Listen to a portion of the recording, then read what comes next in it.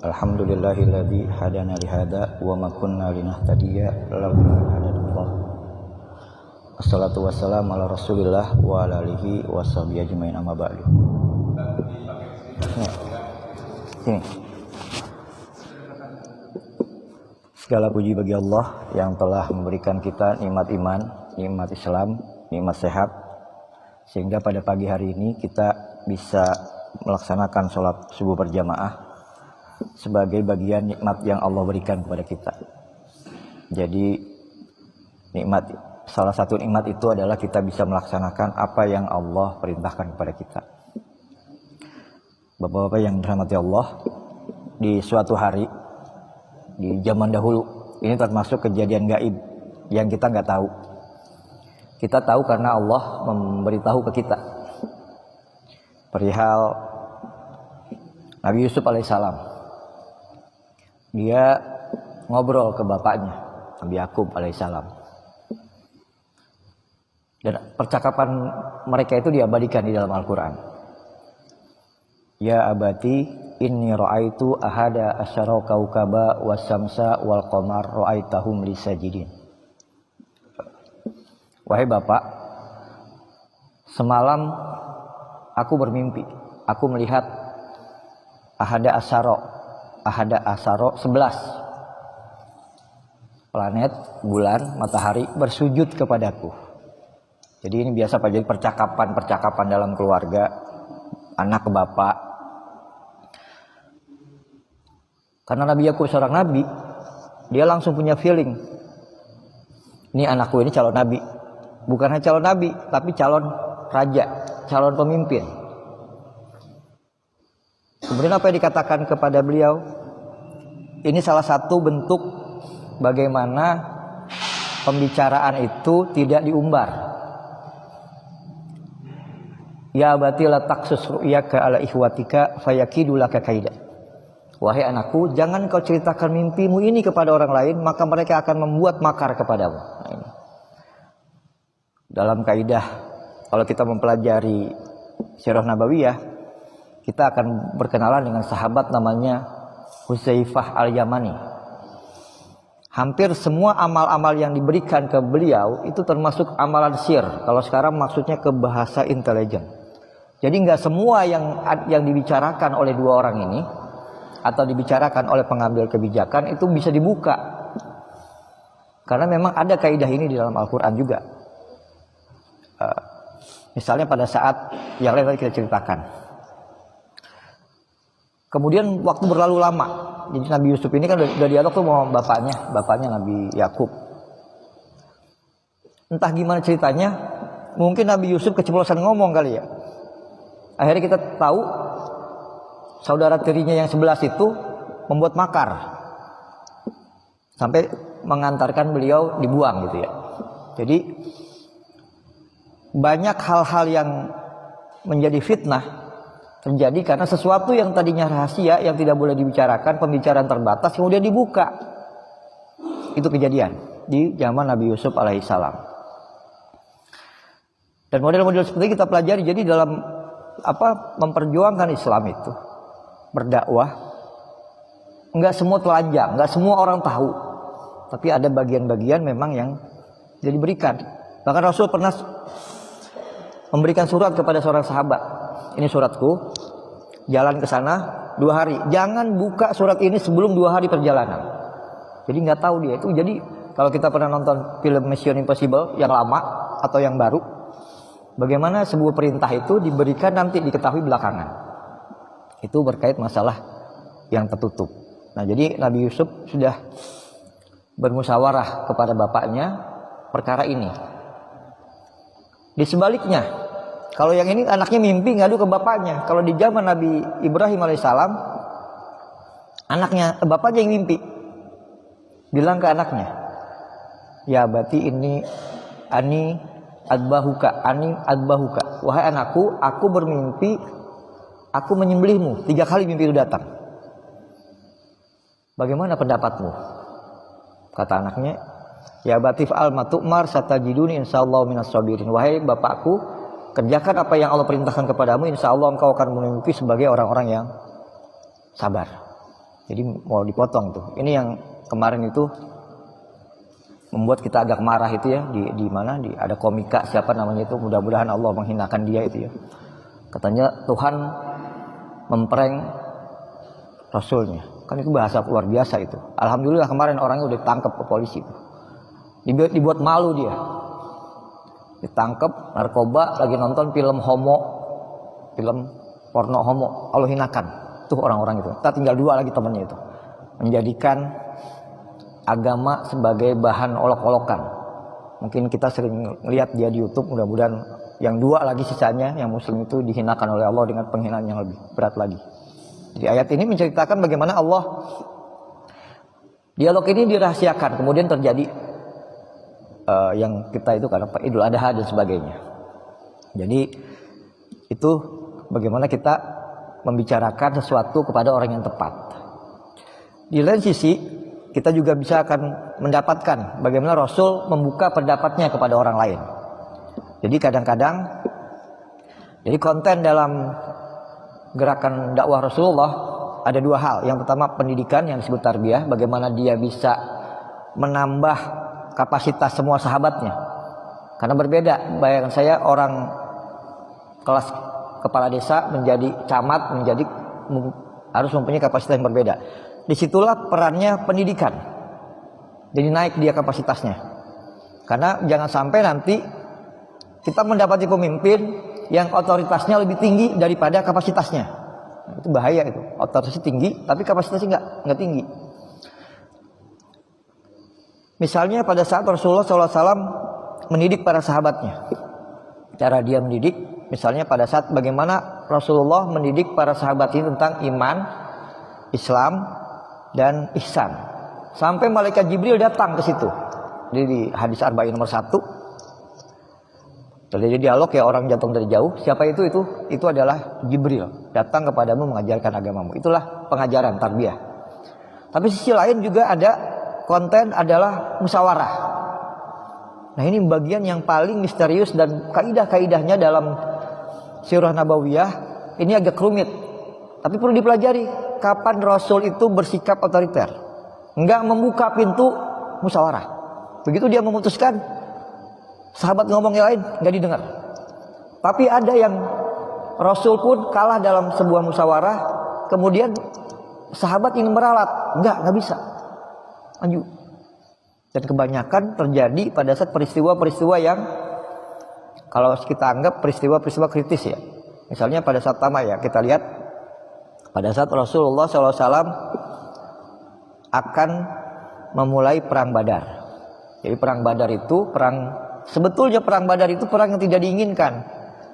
Jadi Allah pernah menyindir para sahabat dan Rasulullah gitu ya.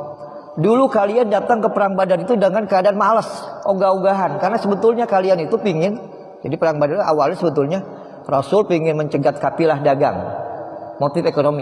Dulu kita hijrah, itu nggak bawa apa-apa. Bagaimana sekarang kita begal mereka tengah jalan untuk mengambil hak-hak kita? Oke, setuju. Jadi memang awalnya motifnya ekonomi. Begitu mau dihadang, ternyata di situ bukan kafilah dagang, tapi kafilah militer dipimpin oleh Abu Sufyan. Makanya Allah menggambarkan wa inna lafariqam minal unina lakarihun. Sesungguhnya banyak di antara kalian sebetulnya membenci perang itu. Tapi apa boleh buat? Ternyata Allah menakdirkan beberapa depan. Terjadi persiapan, ada seorang sahabat ya Rasulullah, apakah kita mengambil posisi di sini itu wahyu ataukah pendapatmu? Ini pendapat saya. Bolehkah saya memberikan pendapat yang lebih baik? Bagaimana kalau kita pindah di situ di dekat sumur Badar, sehingga sumur itu kita bisa kuasai, sehingga mereka tidak menguasai air. Kata Rasul, pendapat yang benar. Ikut Rasul pendapat itu. Artinya dalam sebuah musyawarah, seorang Rasul pun bisa legowo pendapatnya dikalahkan. Padahal dia merupakan pemimpin tertinggi. Akhirnya jadilah perang Badar. Bahkan dalam perang itu Rasul berdoa dengan doa yang mungkin sering kita dengar agak gitu ya, agak spesial gitu ya. Ya Allah, kalau engkau kalahkan kami di Badar ini, engkau tidak akan disembah. Ya Allah, kalau engkau kalahkan kami di perang ini, engkau tidak akan disembah. Diulang 3 kali sampai Abu Bakar itu bilang, cukup ya Rasulullah, Allah pasti akan memenangkan kita. Pendapat pertama ya. Jadi dibuka itu strateginya. Kejadian pula pada saat perang Uhud. Pada bukan perang Uhud, perang Tabuk apa ya, satu lagi. Itu ada dua versi ya. Ada versi anak muda. Jadi orang-orang yang baru masuk Islam. Kalau di dalam surah 59 ya, surah 59 itu kita paling kenal ujungnya tuh, karena di situ ada Asmaul Husna, Al-Muhaimin, Al-Azizul Jabbarul. Di awal-awalnya itu bercerita tentang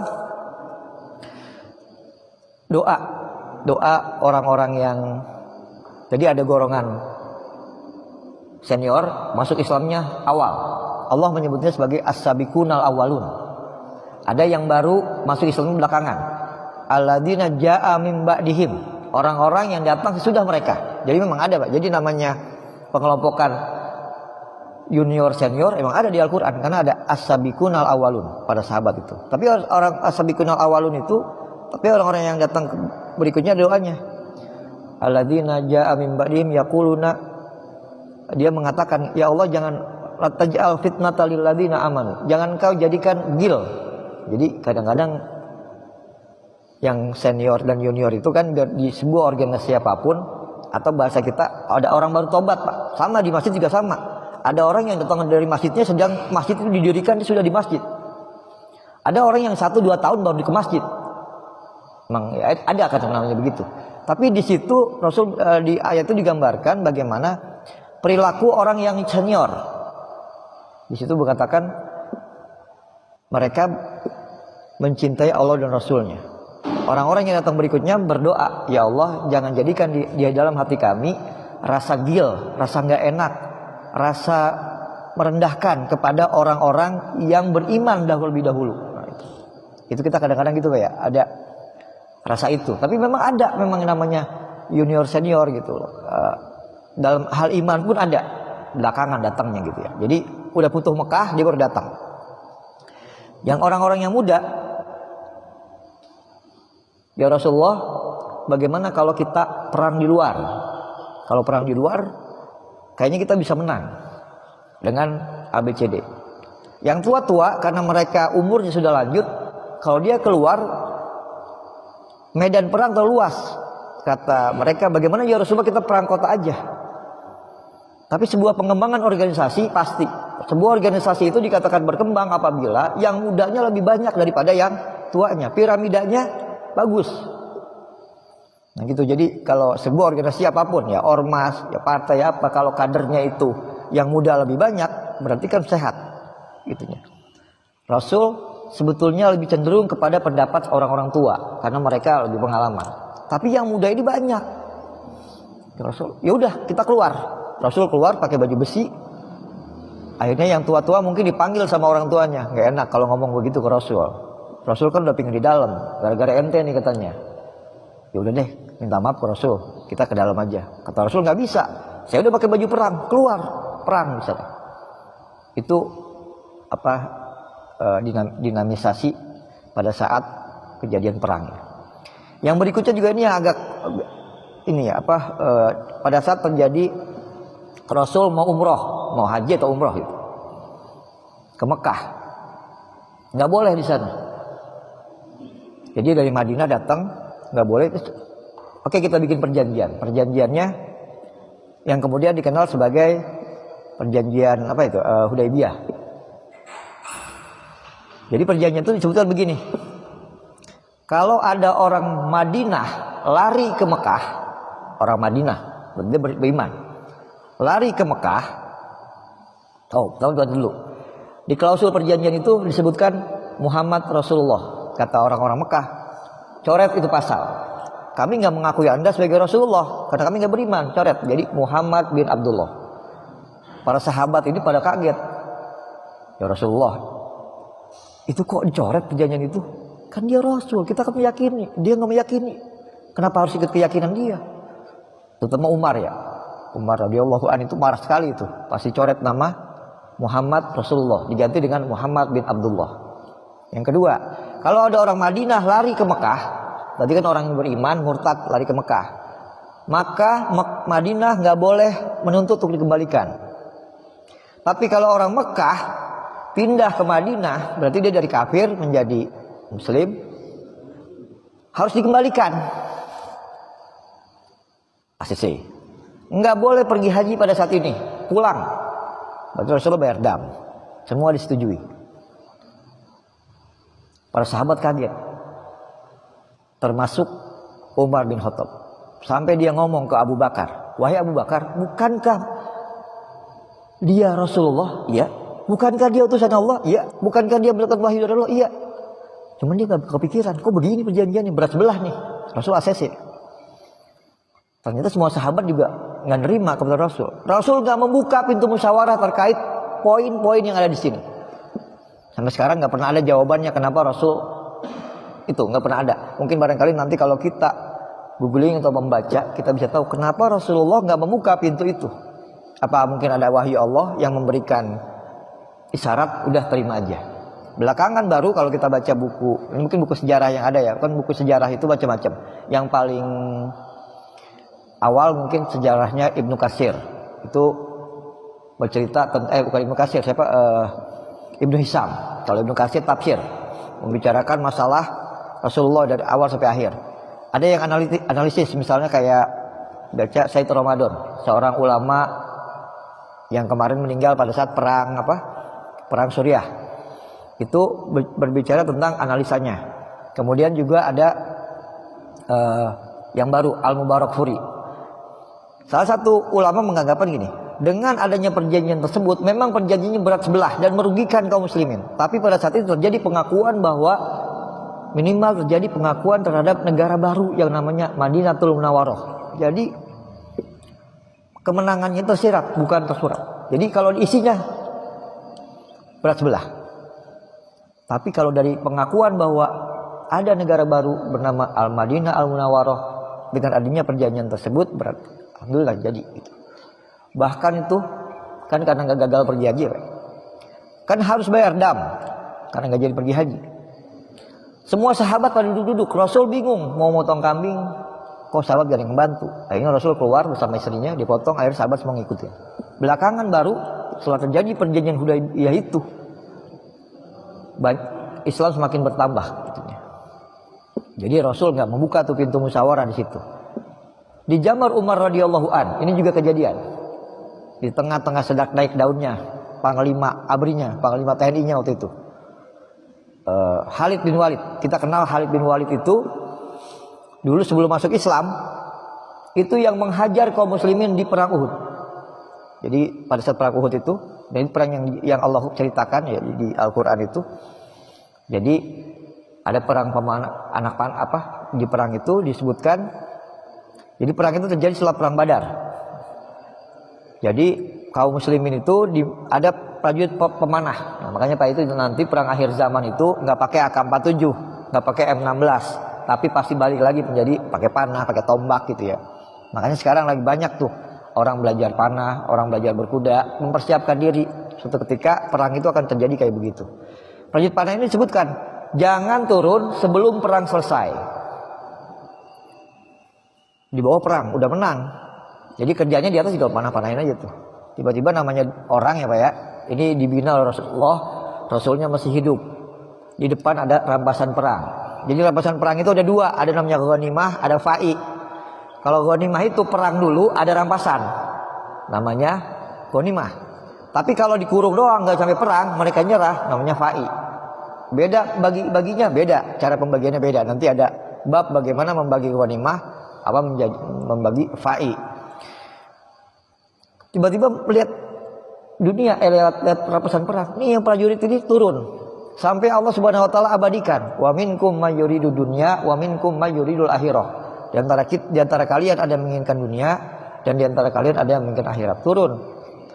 Khalid bin Walid panglima perang Quraisy waktu itu melihat kejadian berbalik. Dihajar pasukan dari belakang sampai Rasulullah luka-luka, wajahnya penuh luka gitu. Sampai Rasul menggambarkan, ya itu ada namanya kalau kita lihat perjanjian Baitur Ridwan. Mereka berkumpul di bawah pohon, para sahabat inti. Jadi ada pasukan perang utama. Kita melindungi Rasul sampai darah penghabisan. Bahkan di perang itu mereka bikin hoak. Rasul meninggal, Rasul meninggal, Rasul meninggal. Padahal belum. Rasul cuma luka-luka aja. Meninggalnya nanti masih lama setelah Futuh Mekah. Akhirnya pada peperangan itu berhasil tuh diselamatkan di perang Uhud tadi. Nah, peperangan itu menggambarkan bahwa orang pun bisa terprovokasi oleh dunia. Jadi kalau ada orang jadi pejabat kemudian dia korupsi, kita harus lihat ke diri kita juga gitu. Selama dia tidak terdidik secara Islami, selama dia tidak ada yang menasehati, maka potensi itu akan besar. Yang membedakan dengan kita dengan dia adalah dia sudah dikasih posisi. Coba kalau kita jadi anggota dewan, ketua, misalnya panitia anggaran, di depan kita ada semua proyek ACC. Bisa jadi nasib kita juga sama tuh kayak Juliari itu ya, yang lain-lain gitu. Bisa jadi. Cuman posisi kita bukan di situ aja. Kita sebagai pengamat gitu ya. Nah, kemudian pada perang Uhud itu akhirnya bisa diselesaikan dan menang. Khalid bin Walid ini kemudian dia masuk Islam. Belakangan dia jadi panglima. Pokoknya ibaratnya mah kalau pemimpin ini dia elektabilitasnya tinggi, popularitasnya tinggi di Khalid bin Walid. Tiba-tiba Umar bin Khattab memecat dia tengah jalan. Wahai Khalid, Anda saya resainkan, diganti dengan Abu Ubaidah.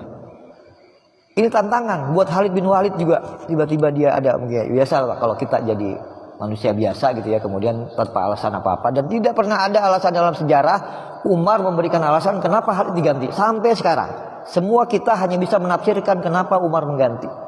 Nggak ada. Kalau kita baca buku Ustadz Epi Handi Bastoni itu juga sama. Sampai sekarang nggak pernah ada alasan itu. Diganti dengan Abu Ubaidah. Abu Ubaidah pun yang menerima jabatan sampai kaget. Waduh, saya gantiin siapa? Gantiin Khalid bin Walid. Padahal saya siapa? Gue ini siapa? Bukan siapa-siapa, tiba gantiin dia gitu. Agak gak enak juga. Kemudian didatengin tuh sama sahabat yang lain. Wahai Khalid, bagaimana pendapatmu? Engkau telah digantikan oleh Umar bin Khattab. Padahal engkau termasuk panglima perang yang tidak pernah kalah. Jawaban itu yang ini Pak harus kita jadikan. Aku berperang karena Allah, aku tidak pernah berperang karena Umar. Kita harus gitu Pak. Jadi begitu kita jadi punya jabatan, kemudian kita dilecehkan dengan jabatan tersebut, diturunkan apa diganti atau diapa gitu ya. Kemudian kita marah, ingat pendapat Khalid. Aku berjuang karena Allah, bukan karena Umar. Dan Khalid berjuang tetap di situ. Jadi prajurit biasa, jadi panglima tertinggi. Ya Pak, jadi panglima ABRI, jenderal bintang 4 gitu barangkali. Diturunkan jadi prajurit biasa, dia berperang di situ. Kadang-kadang kita ya jadi ketua organisasi, pengurus organisasi apa, tiba-tiba ada orang berpendapat macam-macam. Kepancing kita Pak. Tiba-tiba kita ngomong, ini sekolah karena bukan karena gua. Ini madrasah kalau bukan karena gua. Ini majelis karena bukan karena gua. Ini masjid karena nggak akan jadi. Tiba-tiba kita mengungkit semua. Kenapa kita itu keikhlasan kita? Tapi jawaban itu harus kita tanamkan gitu di apapun. Apalagi kalau kita masuk ke area yang lain, area-area yang ya kira-kira jabatannya ada kehormatan, ada duit. Bayangkanlah kita misalnya jadi ketua DPR. Di recall tuh sama partai kita nggak tahu alasan kita apa. Kira-kira kita bisa nggak menjawab itu? Aku berjuang karena Allah, bukan karena dia. Itu yang belum ada. Nah itulah prinsipnya. Umar nggak menjelaskan sampai sekarang. Tapi di zaman itu berkembang. Karena keikhlasan seperti ini. Jadi kenapa kita ada musyawarah? Kenapa ada pendidikan? Salah satunya semua yang kita perbuat di sini sebetulnya adalah investasi kita untuk masuk ke dalam surga. Misalnya begini Pak, kita kerja. Jadi guru, jadi dosen, jadi pegawai. Dapat duit. Saat di awal bulan. Kan tinggal pindah doang Pak ya. Bayar kuliah anak, bayar kontrakan, bayar macam-macam. Kalau jadi dewan masuk itu, bayar konstituen macam-macam, uang itu ada semua. Keluar. Uangnya mah habis Pak. Tapi pahala kita selama kerja, jerih payah kita selama kerja, itu nggak habis, diakumulasi di akhirat. Itu hanya bisa hilang kalau keikhlasan kita hilang, mengungkit-ungkit semua. Itu kadang-kadang itu ya. Dan visioner banget nih Khalid bin Walid. Kalimatnya pendek, aku berjuang karena Allah. Bagaimana cara kita yakin kepada akhirat tadi? Nah kita harus sering-sering zikrul maut. Kalau kita baca tentang akidah ini, misalnya kita baca terkait bab telaga Rasulullah. Jadi Rasul di akhirat nanti ada telaga. Telaga itu panjang dan lebarnya, panjangnya katanya dalam itu disebutkan 70 tahun perjalanan. Yang kalau kita minum dari telaga itu tidak akan pernah haus. Rasul menunggu kita di telaga itu. Ya kalau kita jadi dosen gitu ya, misalnya punya anak bimbingnya agak susah juga gitu ya, sabar gitu Pak, gak usah marah-marah. Karena sekarang jadi pemimpin yang gayanya marah-marah udah gak zaman gitu ya, sabar gitu. Dalam sabar itu pengharapan. Mudah-mudahan dengan perantara ini nanti saya bisa ketemu Rasul di telaga itu. Mencoba puasa sunnah jam 9 perut udah panas gitu ya Pak, panas gitu. Jam 12 sudah. Kalau kita bukan hanya itu juga, kita baca juga. Mudah-mudahan nanti kita sering baca ya bagaimana kejadian-kejadian pasca kematian atau kalau kejadian-kejadian menjelang hisab. Nanti ada Yaumul Hasr di padang mahsyar dikumpulkan. Semua orang akan kelaparan kecuali orang-orang yang rajin puasa sunnah. Kita puasa Pak untuk itu. Nggak penting orang lain tahu. Kalau bisa dirahasiakan untuk apa? Nanti orang lain lapar, haus, saya enggak. Jadi visi kita jauh. Udah berbicara masalah padang mahsyar. Atau pada saat kita sendirian, kemudian Allah Subhanahu wa taala, kita tahajud ya. Kadang-kadang ada tuh ya orang, saya juga bingung juga, ada orang tahajud dia bikin status, alhamdulillah tahajud 2 rakaat berdoa kepada Allah. Nggak perlu, karena tahajud ibadah sunnah dirahasiakan. Pada saat kita bertahajud kemudian kita minta ampun kepada Allah, kita ingat hadis itu. Jadi antara amal kita dengan ilmu kita harus seimbang. Begitu amal tanpa ilmu, amal ini nggak berkembang. Misalnya ada orang konsisten mengerjakan tilawah Al-Quran. Ada pengharapan, dan pengharapan ini harus lewat dari dunia. Tadi pengharapan kita tilawah Al-Quran itu biar nanti di padang mahsyar Al-Quran memberikan syafaat. Nah, ngebayangin kejadian terkait padang mahsyar ini kan luar biasa ya Pak ya. Maksudnya gitu. Dan itu Rasulullah sudah gambarkan. Jadi dalam mekanisme musyawarah, dalam mekanisme itu semuanya menjadi kebaikan. Dan hanya Islam aja yang punya aturan main seperti ini. Coba kita cek, kalau misalnya ada orang mengatakan begini, semua agama sama. Bahkan ada yang ngomong gini, Tuhan itu membuat pancaran gitu ya. Kalau ditangkap oleh Muhammad, maka akan muncul Quran dalam bahasa Arab. Kalau ditangkap bahasa Ibrani, muncul Nabi Isa. Itu ada orang ngomong begitu. Dan orang kayak gitu saya pastikan dia belum membaca Al-Quran secara penuh. Mungkin kalau kita mau mencoba membaca Al-Quran secara penuh, kemudian baca itu, kalau kita mau punya waktu ya baca kitab suci yang lain, jauh berbeda. Misalnya Al-Quran membicarakan tentang laut, 2 laut yang nggak bercampur. Kitab suci mana yang ada? Al-Quran membicarakan tentang penyerbukan yang dilakukan oleh angin, dilakukan oleh binatang, dilakukan oleh manusia. Nggak ada kitab suci lain dari Al-Quran yang membicarakan itu.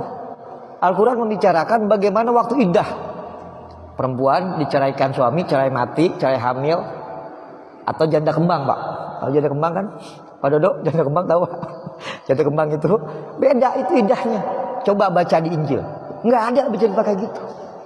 Al-Quran menceritakan, jadi ada yang sama, mungkin ada. Misalnya cerita tentang Nabi Ibrahim alaihissalam yang nggak dimakan oleh api, itu ada di Injil, ada di Taurat. Zulkarnain, Gog dan Magog ada. Jadi kalau orang sudah baca beda. Bagaimana hukum waris?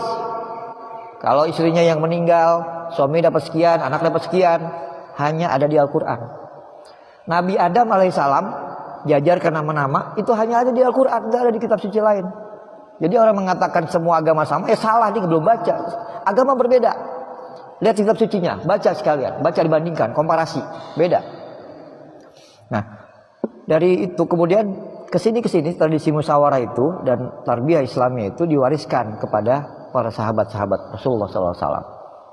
Sehingga ada kalimat di zaman Rasul setelah Rasul meninggal. Nah, ini juga bentuk peralihan kepemimpinan dari Rasul pas Rasul meninggal atau dari para khulafaur rasyidin, itu menarik untuk kita baca bagaimana sebuah peralihan. Nah, pas Rasul meninggal, itu pas Rasul sudah meninggal kan, sebelum jasad Rasul dikubur, para sahabat harus menentukan siapa pengganti Rasulullah, itu jangan dikira langsung aklamasi Pak. Panjang prosesnya. Tiba-tiba muncul antara Muhajirin dan Ansor. Muhajirin menjagokan siapa? Abu Bakar As-Siddiq. Ansor menjagokan siapa? Abu Ubaidah. Sama-sama lama gitu. Pokoknya lama gitu. Bahkan sampai ada insiden itu ya sebelumnya. Umar bin Khattab menggambarkan siapa yang mengatakan Rasulullah meninggal, aku penggal kepalanya itu. Umar bin Khattab tiba-tiba ngomong begitu. Kata Abu Bakar menyadarkan, "Wa ma Muhammadun illa rasul qad khalat min qablihi rasul afa in mata'tu au qutilan qalamtum ala aqabikum." Muhammad itu adalah Rasulullah di antara rasul-rasul yang lain.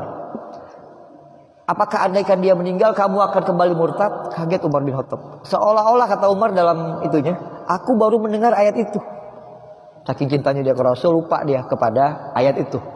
Kemudian ya udah agak ya ibaratnya sahabat-sahabat lain juga sedih dalam kesedihan.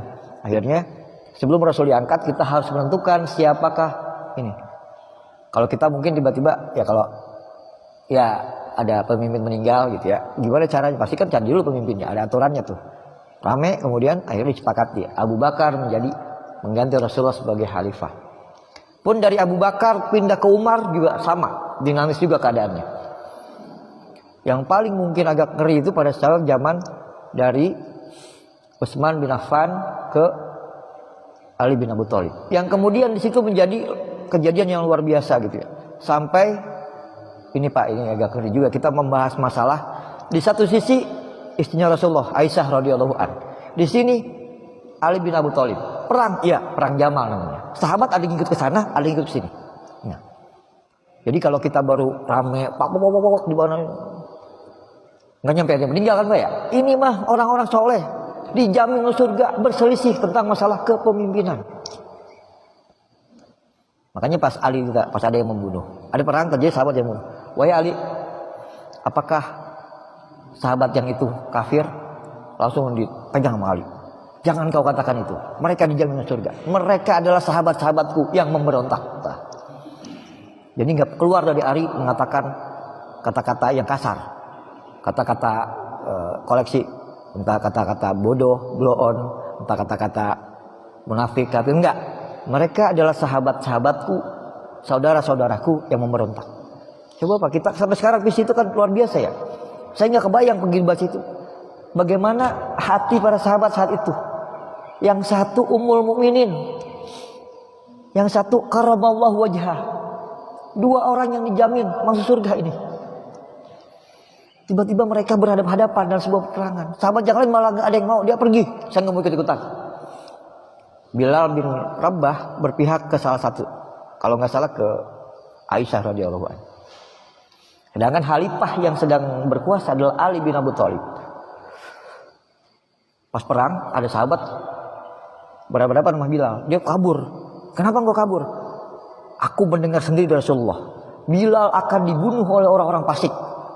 Aduh, yang lain pada kabur kan, pas Bilal maju mereka kabur. Kalau kita ada hadapan, kita bunuh Bilal, kita yang fasik gitu. Karena Rasul pernah bersabda demikian. Jadi memang, jadi antara kesolehan pribadi itu dia pas nanti kita orang yang baik, kita berhadapan-hadapan.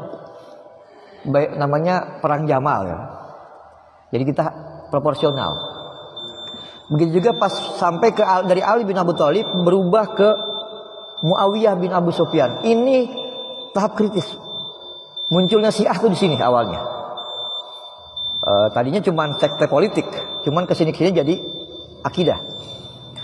Kalau kita lihat Pak ya, ini juga sebuah penyebab kita. Muawiyah ini termasuk junior. Dia baru masuk Islam setelah Futuh Mekah, setelah bapaknya itu. Tiba-tiba menjadi khalifah. Makanya nanti kalau kita baca buku, bagaimana kita menimbang Muawiyah secara proporsional. Tapi orang soleh juga Muawiyah. Bapak dia anak dari Abu Sufyan gitu. Muawiyah ini. Jadi kalau kita baca Sirah Nabawiyah terkait bagaimana perbedaan pendapat di antara para sahabat. Bagaimana perbedaan pendapat yang paling besar itu memang antara Ali radhiyallahu an dan Aisyah ummul mukminin yang berhadapan di perang Jamal. Jadi kalau kita menanggapi sekarang mungkin ada ormas, ada partai kemudian dia pecah. Sebenarnya kalau kita lihat ini biasa ada yang zaman Rasul begitu kok. dibina oleh Rasulullah. Yang pasti tinggal keikhlasan kita. Jadi orang itu bikin berorganisasi, tuntutan kita berorganisasi, berjamaah itu karena Allah Subhanahu wa taala memerintahkan. Kunu ansarullah. Jadilah engkau penolong-penolong Allah dalam sebuah itu. Tapi ingat bahwa orang masuk surga bukan karena latar belakang organisasi. Kita mati dihisab amal kita.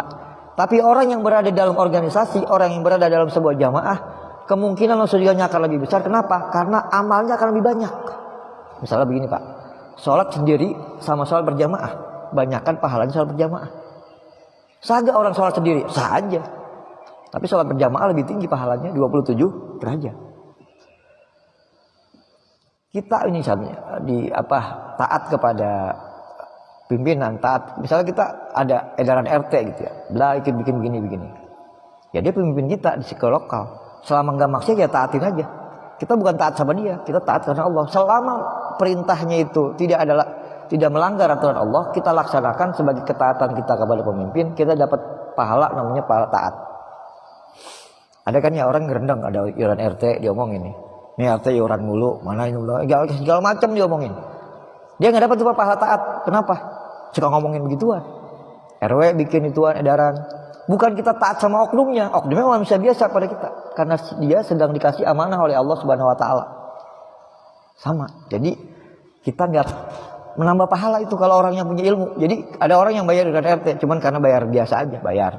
Tapi kalau dia paham bahwa ini adalah bagian dari sebuah organisasi, melatih ketaatan, ya saya bayar ini sebagai ketaatan saya kepada pemimpin dan ketaatan kita juga kepada Allah. Pahalanya double. Dapat pahala bayar iuran, dapat pahala taat. Udah nggak bayar, ngomong macam-macam lagi. Udah nggak dapat pahala bayar, nggak dapat pahala taat. Orang kayak gitu biasanya hidupnya akan susah, karena dia nggak biasa menghormati orang berdasarkan amanahnya. Jadi di sini ada DKM pada hari misalnya, apa yang diputuskan, ya udah ikutin aja. Kenapa?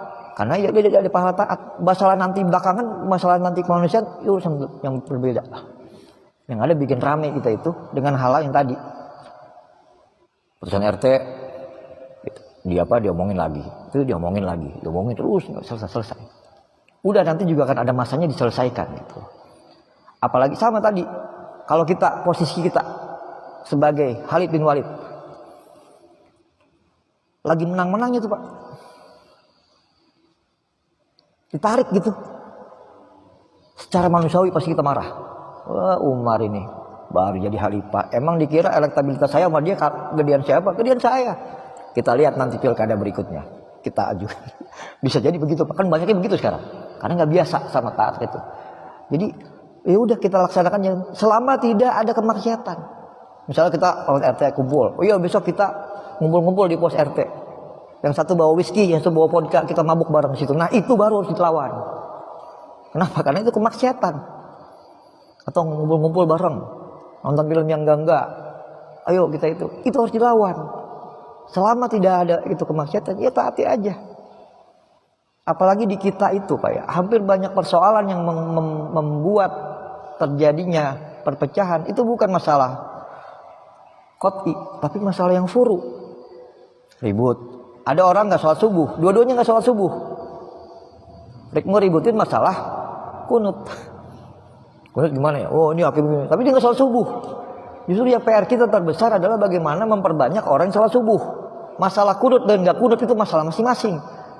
Karena yang punya mengatakan bahwa kunut itu sunnah punya dalil, yang nggak punya itu juga punya dalil. Sebelum kita lahir masalah itu udah ada, dan kita mati pun masalah itu ada. Sama. Mana masalah yang bisa ditinggalkan, mana masalah yang bisa kita perjuangkan. Misalnya bagaimana saudara kita yang kena COVID, kemudian kehilangan pekerjaan. Itu masalah yang harus dibicarakan. Lebih penting dibanding membicarakan masalah yang furu, masalah yang nggak pernah akan ada penyelesaian. Kadang-kadang kalau orang tidak itu ada ya iseng gitu ya. Itu kok si anu. Jadi bahasanya gini, dia mati yang hal-hal yang memang sebetulnya nggak perlu dia mati gitu ya. Masalah furuitas gitu. Kalau masalah furu udah aja, terserah aja. Karena nggak akan ada penyelesaian. Semua orang punya dalil gitu. Itu yang jadi permasalahan adalah kita kadang-kadang kurang bisa menghormati orang lain. Jadi itu yang terjadi pada diri kita. Mudah-mudahan ya kita tadi bisa bersabar. Karena kesabaran kita itu akan membuahkan hasil.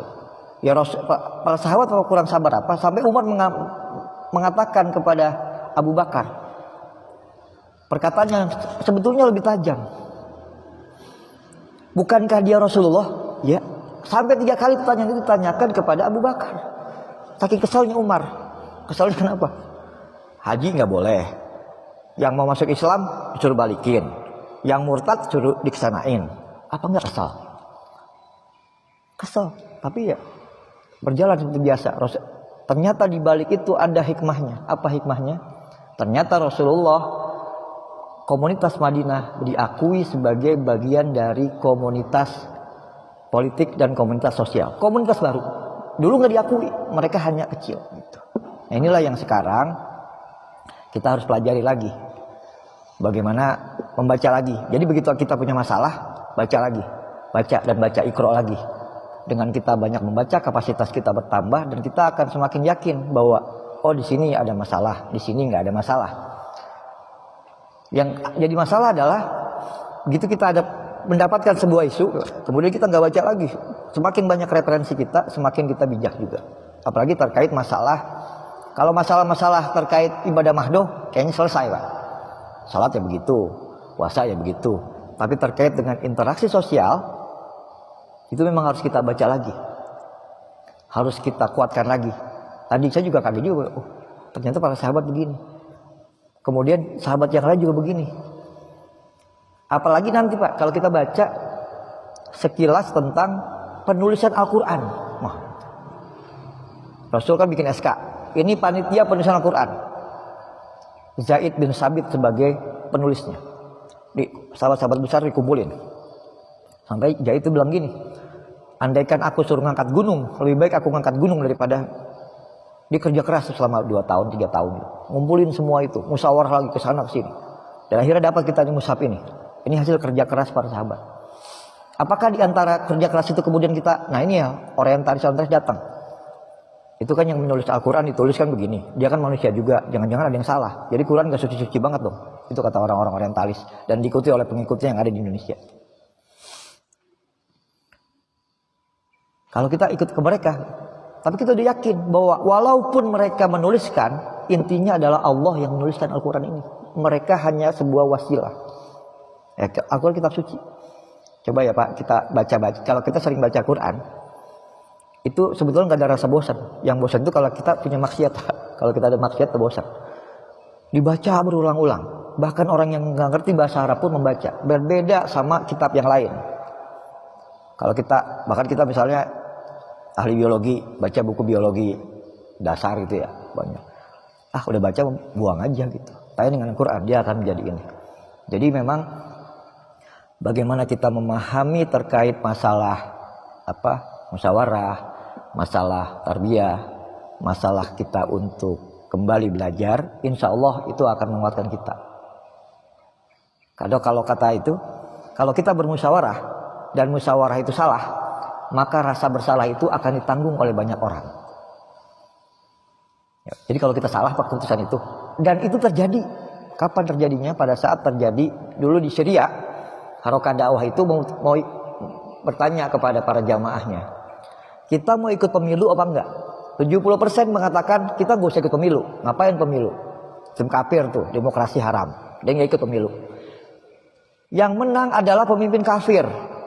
Kemudian dibantai ini, jamaah ini tinggal 25% yang hidup. Nah, sebuah kesalahan. Kenapa gak ikut pemilu? Mungkin kalau ikut pemilu beda lagi hasilnya. Dia gak akan cuma dibantai. Dan dia itulah kesalahan. Dan apakah musyawarah itu bisa salah? Bisa. Rasul mendapatkan tahunan perang Badar. Kumpulin sahabat. Kita apain ini? Kata Abu Bakar, udahlah kita minta tebusan dari mereka. Kemudian selama nunggu tebusan, ini orang-orang pintar, suruh ajarin baca tulis.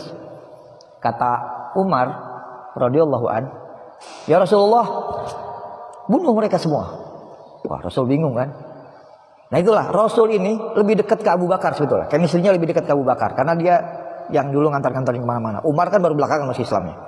Wajar kemudian kalau seorang pemimpin mengambil pendapat A, meninggalkan pendapat B karena bukan masalah kontennya, tapi dia lebih dekat ke ini, wajar.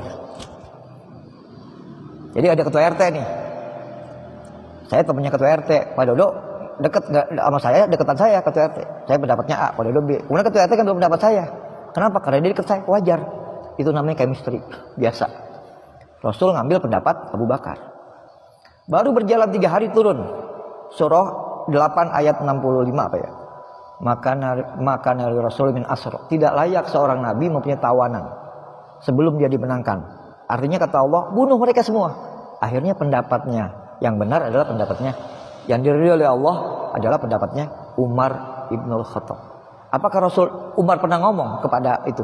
Gua kate juga ape.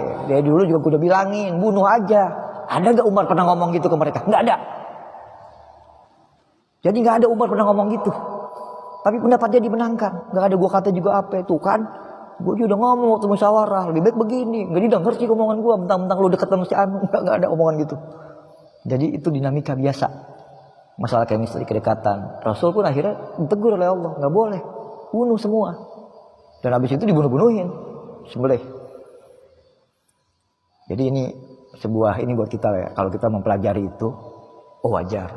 Wah, si Anu kenapa? Pembisiknya siapa? Si Anu, ya wajar gitu. Kalau Rasul juga begitu pernah gitu. Dan disalahkan ya buat biasa gitu. Yang nggak biasa adalah kemudian kita karena berbeda pendapat itu, akhlak kita berubah menjadi akhlak buruk.